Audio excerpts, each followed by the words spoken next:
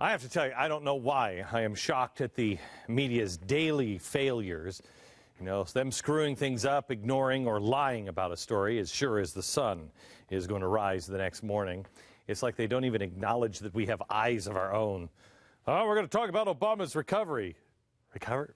Obama's what recovery? What are you talking about? The lack of investigation on this administration is borderline, if not full-fledged, treasonous. Case in point today, we have the blind Chinese dissident who is begging now for Obama and Hillary or anyone to save his life and his family's life. He's been a political prisoner now for years, subject to all kinds of human rights abuses. Now, this administration claimed to be the champion of human rights. Well, here is their chance to prove it and step to the plate. He's going to the only place in the world that historically would help, the embassy of the United States of America. If you could just get to an embassy, you'd be all right. What do? Well, he gets to the embassy and we screw him over, of course. That's the way we do things now. After months of beatings while under house arrest, he stages a Hollywood-type escape. This guy is amazing. He silently sneaks past 100 guards stationed by his home. Then he walks for hours in the middle of the night. Then he swims across a river. Let's not forget, he's blind. He swims across the river. He finds his way to the United States Embassy. Then we're expected to believe that he just leaves the safety of the embassy on his own? Hillary Clinton said he left on his own, and she didn't want him to, but, well, that's what happens, you know. What she didn't tell you is that U.S. officials told him that his wife and children were going to be tortured if he didn't leave the embassy. According to him and his friends, he was pressured into leaving by the United States. So he went to a hospital. He was reassured that U.S. officials would stay with him the whole time. A few minutes after he arrived, we bailed on him. He was alone again. Congratulations, Barack Obama and the United States of America, for what we stand for. Oh, wait, I almost forgot. It's not so bad. We did send China a really nasty and terse letter saying that you better watch it with him, huh? So why would the human rights champions ignore this man? Guy who's being beaten, tortured. It's a good question, isn't it? Well, there's two reasons. First one is he's pro-life. That's why he's being tortured and beaten. He's a pro-life activist who's exposed China for their forced abortions that they still perform because of their one-child policy. Now, maybe, I don't know, I'm guessing if he were actually a doctor doing the aborting, or he was a young girl that needed counseling from Planned Parenthood about aborting, I think he'd be on the plane already here to the United States. But not now. Here's a guy who tried to get away from totalitarian dictatorships, communism, and we let him down.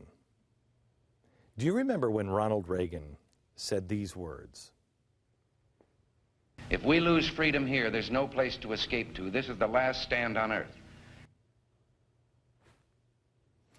Can I ask you a question? Is that true? If we lose freedom here, where do people run? Where do they escape to? If they're being beaten and tortured and they escape, whose embassy do they run to? This guy is finding out not the United States of America anymore. When America won't help a guy who's exposing how China is forcibly killing babies, we have truly lost our moral compass. We have relinquished our place as the champion of human rights. It is a clear sign that the global leftists and their indifference to life is rearing its ugly head and has profound power in the world now. It also shows the second reason on why we would let him go or force him to walk out. Because we have become weak, very weak in the world. How much power have we lost? China practically owns us. What are we going to say to them? So, Mr. President, which is it? Is it the abortion thing, or is it we have no power? Or is it both? The America of the past would have used our bully pulpit to make a point. Communism and collectivism is evil. But we don't. Why? Because our administration believes in collectivism. I believe they believe in communism and Marxism as well. Just hear me out on this, because we have to be able to explain this to your neighbors, because everybody is accepting the irrational here and not listening to common sense. So let me begin the case here. Do you remember Ronald Reagan's evil empire speech? Remember this? Yes, let us pray for the salvation of all of those who live in that totalitarian darkness. Pray they will discover the joy of knowing God. But until they do, let us be aware that while they preach the supremacy of the state, declare its omnipotence over individual man, and predict its eventual domination of all peoples on the earth, they are the focus of evil in the modern world. Now, no one wanted him to say this. No one. It was a big deal. We called them the evil empire. But Ronald Reagan knew that if you were going to win, you had to call evil by its name. You had to stare evil in the eye and tell it you are not afraid. Good conquers evil every time. But nobody in the administration, nobody at that time wanted him to say those things. They were cowards then. We're cowards now. Our media, cowardice. They would never call communism or collectivism evil. And the reason? Well, because many of them believe it. They believe that it's good.